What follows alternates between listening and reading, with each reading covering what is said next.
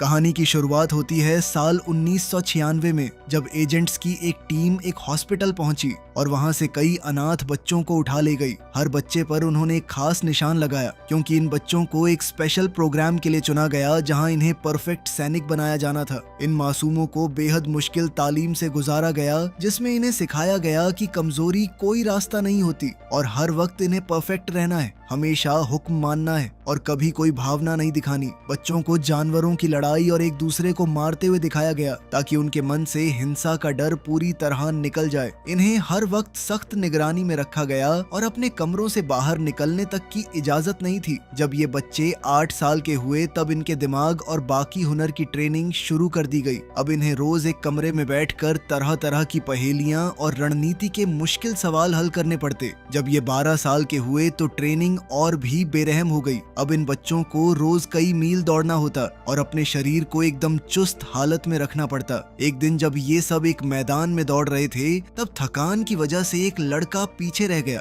Programme में कमजोरी की कोई जगह नहीं थी, इसलिए एक ट्रक आया और उस लड़के को बिना किसी रहम के कुचलकर मार डाला। बाकी लड़कों को कोई हरकत दिखाने तक की इजाजत नहीं थी, इसलिए वो सब चुपचाप आगे दौड़ते रहे। जब ये बच्चे जवानी की तरफ बढ़े तो इन्हें बंदूकों की ट्रेनिंग दी गई और सिखाया गया कि सामने दिखने वाले हर निशाने को बिना किसी रहम मार गिराना है। 17 साल के होते होते ये लड़के पूरी तरह इंसानी हथियार बन चुके थे, जिसका ऐलान उनके चेहरे पर गुदे एक खास टैटू से कर दिया गया। इन सब में सबसे बेहतरीन सैनिक था टॉम। साल 2036 तक उसने एक भी मिशन में नाकामी नहीं देखी। हालांकि उसके बदन पर ढेरों जख्मों के निशान आ चुके थे। वो दुनिया भर में और यहाँ तक कि चांद तक अपनी खास टोली को लेकर गया और हर जगह बेरहम लड़ाइयां लड़कर बिना किसी रहम के दुश्मनों को मारता चला गया। टॉम ने तो अपने निशाने तक पहुंचने के लिए एक बेकसूर औरत तक को मार डाला। उसे सिर्फ अपने मिशन की परवाह रहती, अपने साथी सैनिकों की नहीं, और उसने कभी आम इंसानों जैसा प्यार या रिश्ता महसूस ही नहीं किया। इस खास टुकड़ी के पीछे जो कमांडर था उसका नाम है चर्च। उसे अपनी टीम की कामयाबी पर बहुत गर्व था, पर जल्द ही हालात तब उलझ गए जब कर्नल मॉरिस अपनी एक बिल्कुल नई टुकड़ी लेकर उनके ठिकाने पर आया। उसने बताया कि ये सैनिक लैब में तैयार किए गए हैं, यानी किसी आम इंसान से कहीं ज्यादा ताकतवर। मॉरिस के मुताबिक इसका मतलब यही था कि उसके सैनिक चर्च के आदमियों से कहीं बेहतर हैं, इसलिए चर्च को अपना पुराना प्रोग्राम बंद कर देना चाहिए। चर्च इस बात से बिल्कुल राजी नहीं हुआ और उसने साफ कहा कि उसके सैनिकों के सालों के तजुर्बे को कोई नहीं हरा सकता।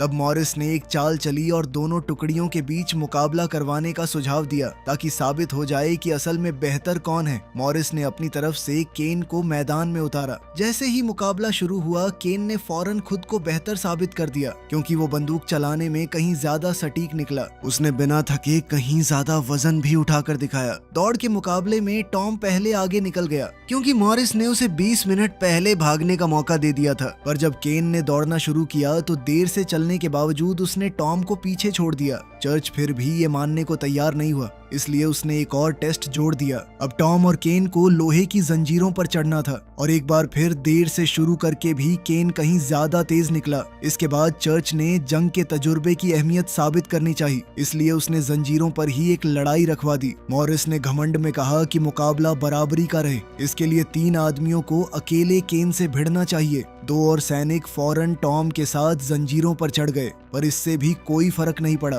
केन इतना ताकतवर निकला कि कुछ ही वार में उसने दोनों सैनिकों को मार डाला और उनकी लाशें नीचे फेंक दी। टॉम थोड़ी देर और टिका रहा और मौका देखकर केन पर कूद पड़ा, जिससे उसने केन के चेहरे पर ऐसा वार किया कि उसकी एक आंख फूट गई। फिर भी केन लड़ता रहा और उसने टॉम को नीचे पड़ी लाशों के ढेर पर दे मारा। मुकाबला मॉरिस जीत तो गया, पर वो फिर भी गुस्से में केन पर चिल्लाया, क्योंकि ऐसी चोट का मतलब था कि अब वो परफेक्ट नहीं रहा। टॉम को सचमुच मरा हुआ समझकर चर्च ने नई टुकड़ी को कबूल कर लिया और पुराने तजुर्बेकार सैनिकों को मारा तो नहीं गया, पर अब वो किसी लड़ाई का हिस्सा नहीं रहे। मॉरिस ने हुक्म दिया कि इन लाशों को कचरे की तरह बाहर फेंक दो और एक बहुत बड़ा शिप सारा कचरा लेकर आर्केडिया नाम के एक प्लैनेट की तरफ चल पड़ा, जो पूरी तरह कूड़े से ढका हुआ था। इस सफर के दौरान टॉम की आंख खुली और अपनी जिंदगी में पहली बार उसे डर महसूस हुआ, जब उसे एहसास हुआ कि वो आखिर कहाँ पड़ा है।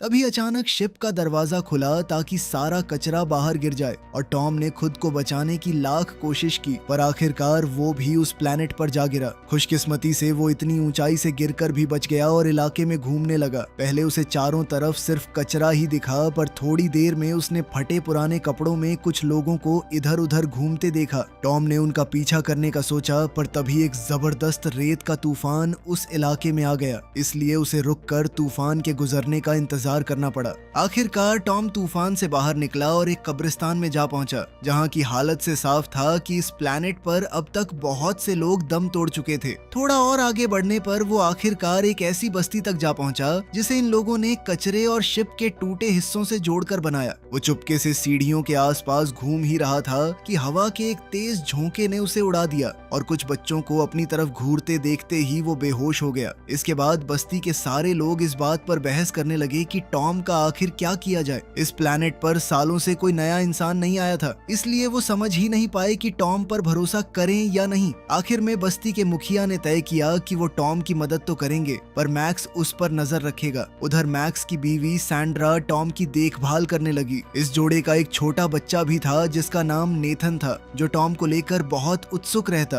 पर वो उसे टॉम के पास जाने नहीं देते थे। जब टॉम आखिरकार इतना ठीक हो गया कि बिस्तर से उठ सके, तो उसने उस परिवार को साथ में हंसते खेलते देखा और उसे खुद समझ नहीं आया कि वो क्या महसूस करे। मैक्स ने उसे दिखाया कि उसने उसके लिए एक बैसाखी बनाई है और टॉम ने फिलहाल शांत रहने का फैसला किया। शाम को वो परिवार टॉम को सबके साथ खाने वाले बड़े कमरे में ले गया, जहां सब लोग उससे थोड़ा सहमे रहे, क्योंकि वो बहुत ज्यादा खाता था, कुछ बोलता भी नहीं था और ऊपर से उसके चेहरे पर सोल्जर्स वाले टैटू भी बने हुए थे। जब किसी ने उससे पूछा कि उसका आखिर माजरा क्या है, तो टॉम ने अपनी कहानी सुनाई कि किस तरह उसे बदलकर बेहतर सैनिकों को रिक्रूट कर लिया गया, और ये सुनकर लोगों के दिल में उसके लिए थोड़ी हमदर्दी जाग गई। इसके बाद टॉम अपना ज्यादातर वक्त सैंड्रा के साथ बिताने लगा और रोजमर्रा के छोटे मोटे काम सीखने लगा। सैंड्रा ने इसी दौरान उसे बस्ती के बारे में बताया कि ये छोटा सा कस्बा हमेशा से यहाँ नहीं था, बल्कि ये सब लोग अपने एक शिप में सफर कर रहे थे। तभी उनका शिप खराब हुआ और वो यहीं आकर गिर पड़े। ये हादसा 3 साल पहले हुआ और तब से कभी कोई मदद नहीं आई। फिर भी सैंड्रा को इसका कोई मलाल नहीं, क्योंकि यहाँ उन्हें कोई परेशान नहीं करता। उधर मॉरिस ने बताया कि वो काफी समय से आर्केडिया के इलाके पर नजर रखे हुए है और वहाँ नजर रखने के लिए कुछ स्टेशन लगाना चाहता है। वो अपने नए सैनिकों को गश्त पर भी भेजना चाहता था और उसका कहना था कि अगर वहाँ कोई भी रेफ्यूजी या खदान वाला मिले तो उन्हें सरकारी तौर पर दुश्मन मान लिया जाएगा, जो बात चर्च को बिल्कुल पसंद नहीं आई।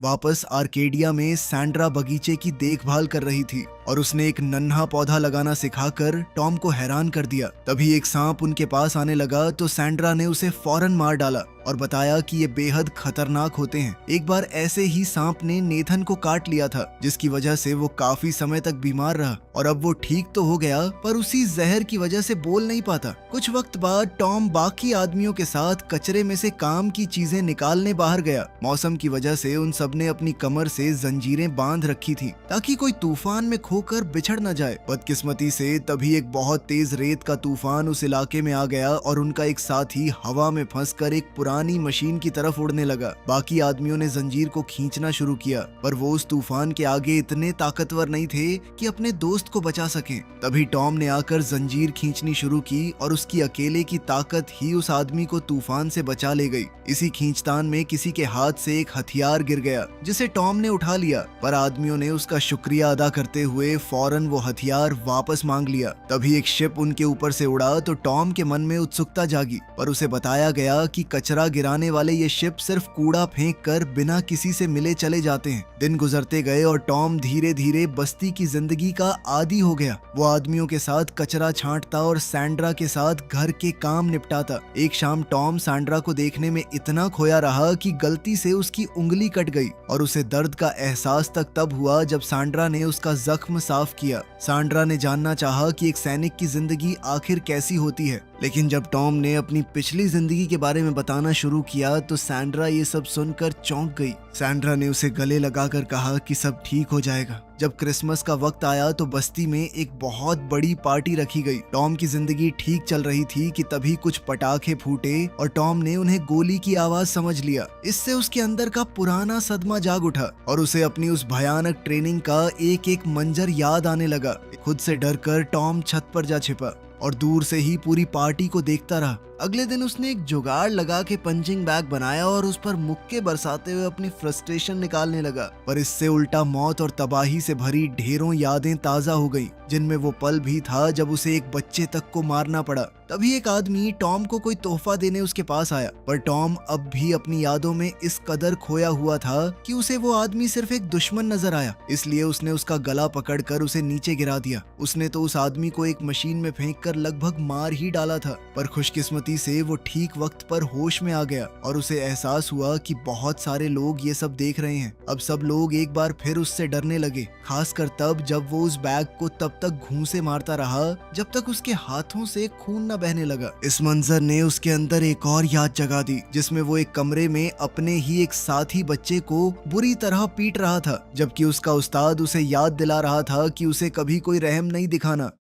कुछ समय बाद टॉम की आंख खुली तो उसने नेथन को पास ही पाया, जो उसे दिखा रहा था कि उसने एक पहेली हल कर ली है। तभी वहां एक सांप आ गया तो टॉम ने नेथन को उसे मारना सिखाने की कोशिश की, पर नेथन डर के मारे जड़ हो गया। टॉम ने फौरन छलांग लगाकर सांप को पकड़ तो लिया, पर उसे मारा नहीं बल्कि नेथन से दोबारा कोशिश करने को कहा। तभी अचानक सैंड्रा और मैक्स वहां आ पहुंचे और सांप को मारते हुए टॉम को डांटने लगे कि उसने नेथन की जान आखिर खतरे में क्यों डाली। अब तक बस्ती वाले टॉम से पूरी तरह तंग आ चुके थे, इसलिए उन्होंने उससे साफ कह दिया कि वो यहाँ कभी घुल मिल नहीं पाएगा। वो तो दिन ब दिन और खतरनाक होता जा रहा है। इतना कहकर उसे बस्ती से बाहर निकाल दिया गया। टॉम ने चुपचाप अपना सामान समेटा और वहां से चल दिया। लेकिन फिर कुछ ऐसा हुआ जिसे देखकर वो खुद भी हैरान रह गया, जब अपनी जिंदगी में पहली बार उसकी आंखों से आंसू बह निकले। इसके कुछ ही देर बाद सैंड्रा और मैक्स चैन से सो रहे थे कि अचानक एक सांप उनके बिस्तर पर चढ़ गया। जैसे ही वो सांप मैक्स को काटने ही वाला था,